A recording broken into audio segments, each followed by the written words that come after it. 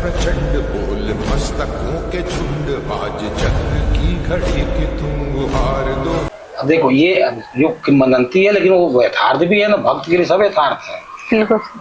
तो अंत में जो फिर वो कई दिन तक जो है उनको यही चलता रहे। वो आती थी, खिलाती थी और उसको आराम से सुला करके इसके बाद वो चली जाती थी। कहाँ से जाती पता नहीं चलता था। तो जब नरहरिदास आए, नरहरिदास जब आए चित्रकूट से और राजापुर उधर जा रहे थे, अयोध्या की तरफ जा रहे थे, तब उन्होंने देखा कि बड़ वृक्ष के नीचे जो एक छोटा 5 वर्ष का बालक जो है लेटा हुआ, अधलेटा। उसको कुछ कोई ज्ञान नहीं था, कुछ नहीं था, भूखा प्यासा इस तरह से। तब जा करके उन्होंने देखा तो उन्होंने पूछा कि तुम कौन हो, क्या तुम्हें माँ ने डांटा है, तुम यहाँ क्यों हो, ऐसे वैसे वो सारी पंक्तियां मैंने लिखी हैं। तो उसने बताया कि नहीं, हमारे माता पिता नहीं हैं और हमें हमारे जो फार्म वो भी नहीं है, कोई नहीं है, और मैं कई दिनों से भूखा हूँ। और एक खाना खिलाने वाली आती थी, वो भी 2-3 दिन से नहीं आ रही है। तब उनके आगे प्रत्यक्ष हुई फिर काशी, मन हरिदास के सामने आंखों में काशी। उन्होंने कहा कि तुम जानते हो बेटा वो कौन थी? वो साक्षात अन्नपूर्णा थी हैं, और स्वयं अन्नपूर्णा थी। और वो तो काशी की जो प्रेरणा मिली उनको, तुलसीदास को, तो उन्होंने कहा कि अब तुम्हारा सब समय हो गया, तुमने बहुत कष्ट सहा, हमारे चलो अयोध्या चलो। तो अयोध्या ले गए। वहाँ अयोध्या में जाकर उन्होंने उनको मध्यमा तक पढ़ाया। मध्यमा के बाद फिर जो कहा कि अब सनातन मुनि है काशी में, तो वहाँ 15 साल तक उन्होंने अध्ययन किया तुलसीदास के। तो पूरी कथा को लेकर के और हमने उसमें अपने काम में दिया है। जी सर।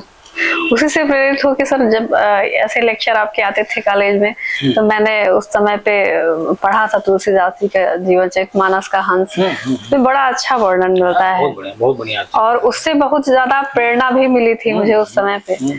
तो वास्तव में अध्ययन तो कभी व्यर्थ जाता नहीं। व्यर्थ नहीं जाता। एक बात और, अध्ययन और लगन, जी सर, और अभ्यास, 3 चीजें बहुत जरूरी है। चाहे कैसी भी परिस्थिति हो।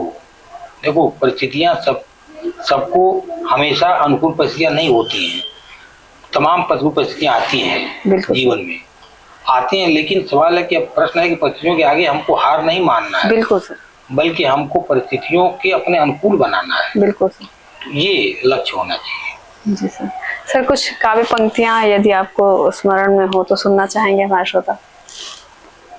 अब देखो अभी तो तुलसीदास जी कुछ पंक्तियां तो याद है नहीं। जी सर। लेकिन अब वो कुछ पंक्तियां हमको याद है। एक तो द्रौपदी के 5 प्रश्न की जो पंक्तियां बता रहा हूँ। जी सर। वो जब द्रौपदी के जो वो एक बनारस में एक थे चंद्रशेखर मिश्र, जी, भोजपुरी के बहुत बड़े कवि थे। जी।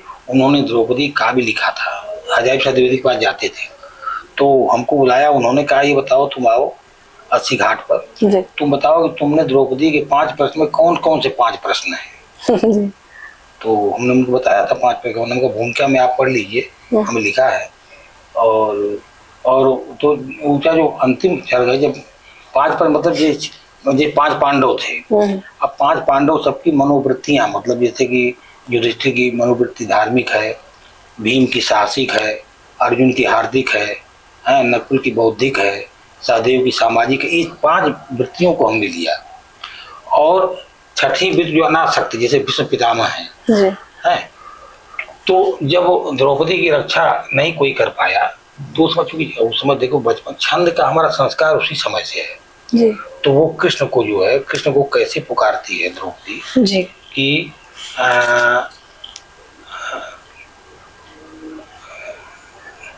वृंदावन राग रसीले, पंक्तियां पूरी याद नहीं है। वृंदावन राग रसीले, आंखों में जिसकी करुणा, कानों में कुंडल ढीले, मधुमंज मुखर सी लतिका, कानन मुरझाती जाती, अरिपवनों के झोंकों से धरती में आज समाती, रोता आकाश गगन है, धरती ले रही जमाई, क्या बात है, रविमंडल सूना सा है, सूनी या हाथ कलाई, क्या बात है, पति 5 मौन पड़े हैं, आंखों में नहीं उजेला, हाँ किस क्षण ने कब मुझको सागर में नहीं धकेला, जब जब सागर में डूबी तू नौका एक हमारे, भाई का भाव पुरातन हो सदा निभाहन वारे। क्या बात है। मेरे जीवन धन हो तुम, मर्यादा के रखवारे, आजा लाज बचा जा, ऐ गोकुल नंद दुलारे। क्या इस बात तरह की पंक्तियां थी। वाह है ना, द्रौपदी पाठ लगती है। जी और वृक्ष की व्यथा, जी वृक्ष की व्यथा की पंक्तियां तो मैं सुना ही चुका हूँ। जी सर वृक्ष जो अपनी व्यथा स्वयं व्यक्त करता है जी कि जमीन से जुड़े हम सहारे लिए हैं, क्या बात न है काटो हमें हम तुम्हारे लिए। तुम्हारे लिए वाह अगर हम न होंगे हवा भी न होगी, दुआ भी न होगी, दवा भी न होगी, न पानी मिलेगा न दाना मिलेगा, तड़पता हुआ ये जमाना मिलेगा। क्या बात है नदियां न होंगी, समंदर न होगा, संचार सांसों का अंदर न होगा, वाह ये दम तोड़ दोगे हमारे बिना तो, ये तन छोड़ दोगे। वो क्योंकि क्या बात की रचना है ना, जी सर। उसमें इसलिए क्या एक सामाजिक जो विसंगतियां हैं उसमें बहुत सारी आई हैं। बिल्कुल माने विषैली सदी की उफनती नदी में न गोते लगाओ बदी बेखुदी में, वाह कुदरत से तेरे अदावत के रिश्ते, मांगी पड़ेंगी बगावत के रिश्ते वाह हैं? क्या बात और बचाओ हमें हम हकीकत तुम्हारी, कटकर बनेगी मुसीबत तुम्हारी। और पहाड़ों की अनगिन शिखर पूछते हैं, हमारा पता और घर पूछते हैं। पेड़ कहता है क्या बात पहाड़ों की अनगिन शिखर पूछते हैं, हमारा पता और घर पूछते हैं, लाचार पंछी विवश बेसहारे, कहते कहाँ घोंसले हैं हमारे। क्या बात। इस तरह की पंक्तियां हैं। वास्तव में सर ये यथार्थ को दर्शाते हैं पंक्तियां। पहले के जमाने मुझे भी याद है कि घर से कुछ ही दूर पर बगीचे हुआ करते थे। हाँ। आम रहते थे, उसमें घोंसले रहते थे चिड़ियों के। मैं एक बिंब दे रहा हूँ जी। गांव में हमारे घर, जहाँ हमारा घर था जी, तो वहाँ 2 बड़े विशाल नीम के पेड़ थे जी। और जेठ की दोपहरी में हम लोग बचपन हम लोग नीम के पेड़ के नीचे जो है झूला, पूरी दोपहरी जो हम लोग कट जाती थी। माने न गर्मी न कुछ न पंखे थे, न बिजली थी, बिजली नहीं थी, न मच्छर नहीं थे, लालटेन में पढ़ते थे हम लोग। अब ये समझो कि मानो 65 की बात है, ठीक है ना। तो उस समय ऐसी थे मतलब। तो वो बिंब कैसे आया वृक्ष की व्यथा में कि वो बिंब हमारे घर का ही है बिंब है कि खड़ा नीम का पेड़ सदियों पुराना, सुनाता रहा छाह का जो तराना, है जिसके तले बैठ हम लहलहाते, ऊपर परिंदों के पर चहचहाते, सूरज संध्या का झुरमुट सहज मृग मिचौनी, झरती थी सूरज की किरणें सलोनी। क्या बात है। सारे नजारे ही चट कर रहे हो, कितना बड़ा तुम कपट कर रहे हो। क्या बात है। पंक्तियां उसमें वाह अद्भुत है सर। कुछ और पंक्तियां स्मरण और क्या। आप देखो शकुंतला एक अनुत्तरित प्रश्न जो है, अब उसको पहले नाम दिया था अनुत्तरित प्रश्न। हमारे जो गाइड थे जी, उन्होंने कहा नहीं इसको तुम अभिनव शाकुंतल करो। एक तो अभिज्ञान शाकुंतलम है कालिदास का, ये आज के समय में लिख रहे हो तो इसको अभिनव शाकुंतल। इसमें आज की जो नारी की समस्या है, तमाम समस्याएं उसमें आई। तो उसकी पंक्तियां तो बहुत सारी पंक्तियां उसको बहुत स्मरण में नहीं है, क्योंकि वो थोड़ा सा छंद में भी है जी, और गद्यात्मक भी है। माने एक तरह से काव्य नाटक है जी, काव्य नाटक है। उसमें भी मुझे कर्ण वृक्ष थे जा रहे मालिनी के 30 स्नानार्थ, मार्ग में उनको दिखी मैं दीनहीन अनाथ। शकुंतला कहती है कि माने बचपन में मेनका और विश्वामित्र ने जन्म देकर हमको यही जंगल में छोड़ दिया तो मैं तो पक्षियों ने जल पिलाया, हरिण दल ने फल खिलाया, बिटप के घनघोर पत्रों ने धूप से मुझको बचाया। क्या बात है। वो बच्ची अनाथ थी वो। और तो कर्ण ऋषि जा रहे थे मालिनी के 30 स्नानार्थ, मैं उनको रास्ते में दिखी तो उन्होंने मुझे गोद लिया, मुझको अंक, बस वही मेरा समझिए था प्रथम पर्यंक। क्या बात। ये शकुंतला स्वयं कहती है। वाह। और तब तक से आज तक मैं आर्य कुलपति कर्ण की ही पालिता हूँ, एक अनजाने बिटप से छिन्न भूपर गिरी अनहोनी लता हूँ। क्या बात है। आज के वर्तमान समय में नारी के संदर्भ में जो है वो पंक्तियां हैं कुछ, वो भी करीब कम से 100-150 पेज की है किताब जी। अब छपेगी तो फिर मिलेगी। बिल्कुल सर, प्रतीक्षा रहेगी। सर कुछ बातें जो आप रचनाकारों से या नवांकुर रचनाकारों से करना चाहें। हाँ देखो, ये सबसे पहली बात तो ये है जी कि उनमें कम से कम अपने रचना कर्म के प्रति एक समर्पण भाव होना चाहिए। बिल्कुल। समर्पण भाव मतलब ये हुआ कि अगर सचमुच रचनाकार हैं और रचनाकार बनना चाहते हैं तो नंबर 1 पर आप इसी को रखिए। बिल्कुल। प्राथमिक हमारा जो सबसे पहला दायित्व है हमें रचना कर्म में, और बाकी ठीक है, बाकी आप नौकरी करो, आप जो अपना घर का काम काज करो, सब करो, वो एक दूसरे को काट नहीं सकते। बिल्कुल। हाँ, माने जैसे क्या होता है, जैसे कि भ्रमी है, जैसे सब समय जो है, समय का तो अभाव रहता ही है, फिर भी जब सब कुछ हो जाता है तो 10 मिनट 15 मिनट आधा घंटा 1 घंटा जैसा समय मिले, रात में 11 बजे बज जाए 12 बज जाए, लेकिन हमने जो मन में सोच लिया कि आज यहाँ तक हमको पूरा करना है तो मैं पूरा कर लेता हूँ। क्या बात। पूरा करने के बाद ही हमको नींद आती है, ठीक है ना। और 5 बजे मैं उठ भी जाता हूँ। 5 बजे हमारे शुरू से बनारस ही आदत उठने की, तो कोई दिक्कत नहीं होगी। 1-2 घंटा 3 घंटा नींद भी पूरी हो जाती है। ये सब चीजें बहुत मायने नहीं रखती हैं। नींद तो हमेशा है। हाँ, जीवन पर्यंत। इसलिए जो है, तो इसलिए क्या उनका एक उनके अंदर लगन हो, माने समर्पण भाव हो रचना के प्रति।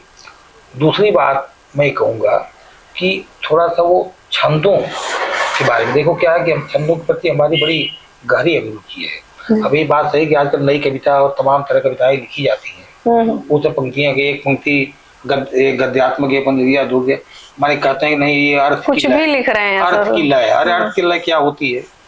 लय की शुरुआत शब्द से होती है।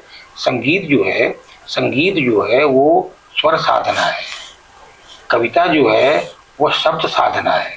शब्द में लय उत्पन्न करना, और शब्द में लय उत्पन्न होती है कैसे? छंद के माध्यम से। आप छंदों को, अगर गे जी ने खुद कहा है कि जिनको छंद का ज्ञान नहीं है वो बिना छंद की रचना कर ही नहीं सकते। बिल्कुल।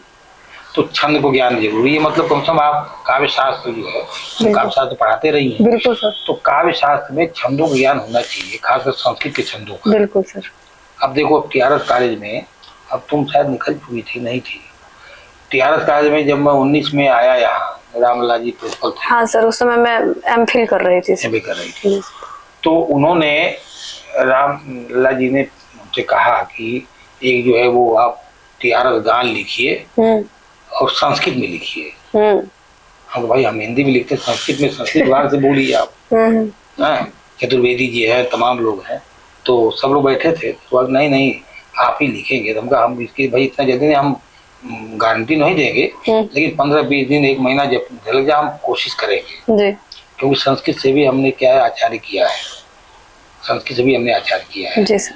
और शास्त्री भी हूँ, आचार्य भी हूँ। क्या बात है।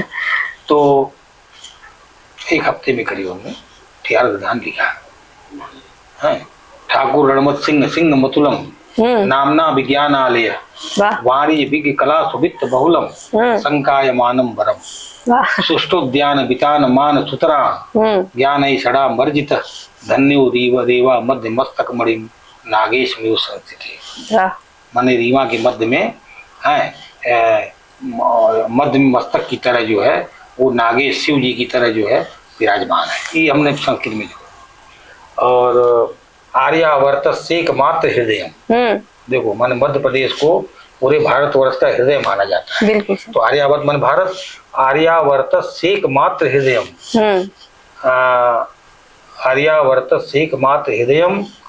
और अंके, दूसरी पंक्ति वो याद नहीं है, अंके बिंधन मेखला व्यचितम सुश्रुत बहु नाम जनई प्राप्ते कीर्ति स्तंभ दम्भ रहितम मेंटर समम दुर्लभ। उसमें मेंटर कॉलेज की घोषणा हुई थी, नैक हुआ था। तो मेंटर समम दुर्लभम धन्यो रेवा मध्य मस्तक मणि नागेश भूषण। क्या बात है। इसके बाद वो तीसरा था कि विद्यामान गुणान ज्ञान कलितम। अब देखो, अब कहने प्रश्न करने में क्या जाता है सही कि यहाँ के शिक्षक कैसे है कि विद्यामान गुणान ज्ञान कलितम, ज्ञान से परिपूर्ण है, ज्ञान कलितम संकल्पितम शिक्षकान चाध्ययने निरतम प्रबुद्ध छात्र है संवर्धितम सम्यकान अग्रे ज्ञान मनन धन्य सुकृते नैकेन सम्मानितम। नैक समय उस संस्कृत में ले लिया, नैकेन सम्मानितम, नैक के द्वारा सम्मानित। धन्य हो देवा। तो अब ये गान जो लिखा तो गान उन्होंने पूरा पट्टी बना करके लगाया था वहाँ, देखा होगा वहाँ से बगल में जी लगाया था, पर वो हो गया। तो कहने मतलब क्या है कि रचना कर्म के प्रति अगर लगन है, निष्ठा है, तो वहाँ भाषा और शब्द का बहुत ज्यादा महत्व नहीं रह जाता है। आपके भीतर की संवेदना, आपका भाव, आपके भीतर की जो बेचैनी है वो खुद शब्द में व्यक्त हो जाती है अपने आप। जैसे विलियम वर्ड्सवर्थ ने कहा है ना कि poetry is the spontaneous overflow of powerful feelings. अगर हमारे अंदर पावरफुल फीलिंग्स है तो स्वतः शब्द जो अपने आप निकलेंगे, ठीक है ना। तो ये चीजें है। तो नए रचनाकारों के लिए हमारा दूसरी हमारी जो सलाह ये है कि छंदों का ज्ञान उनको होना चाहिए। बिल्कुल सर। हाँ, और छंद पिंगल की भी अपनी एक बड़ी भव्य परंपरा रही है पिंगल शास्त्र की। तभी जाकर के आप जो कविता के मर्म तक पहुंच पाएंगे। चाहे वो बड़े ही गद्यात्मक लिखे आप, कोई दिक्कत नहीं है, लेकिन वो कविता का मर्म नहीं आ पाता है। जैसे अज्ञेय जी लिखा है, अब अज्ञेय जी उनकी कविता एक है कि पार्थ गिरिका नम्र चीड़ों में डगर चढ़ती उमंगों सी, बिछी पैरों में नदी ज्यों दर्द की रेखा। क्या बात है। बिहग शिशुमौन नीड़ों में मैंने आग भर देखा, दिया मन को दिलासा पुनः आऊंगा, भले अनगिन बरस अनगिन युगों के बाद क्षितिज ने पलक यूं खोली, तमक कर दामिनी बोली, अरे आयावर रहेगा यार। अब देखो अब ये कविता ये कविता जो है क्या, इसको छंद की का ज्ञान है वही इस तरह की पंक्तियां लिख सकता है, उसमें संवेदना पैदा कर सकता है, ठीक है।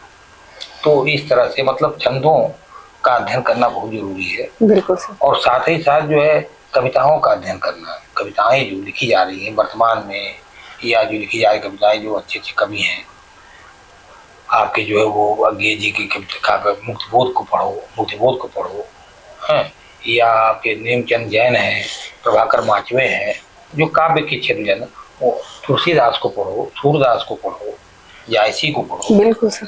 तो इस तरह से जब समग्र अध्ययन होगा तब जाकर के जो है एक तरह से रचना का अंकुरण जो है बिल्कुल संभव है। धन्यवाद सर। तो मित्रों, आप अभी सुन रहे थे आदरणीय डॉक्टर रामेश्वर पांडे सर को। चलिए अगले एपिसोड में एक नवीन रचनाकार के साथ पुनः भेंट होगी। तब तक के लिए जय सिया राम, नमस्ते, प्रणाम, शुभ संध्या। प्रचंड बोल मस्तकों के झुंड, आज चक्र की घड़ी कि तुम गुहार दो।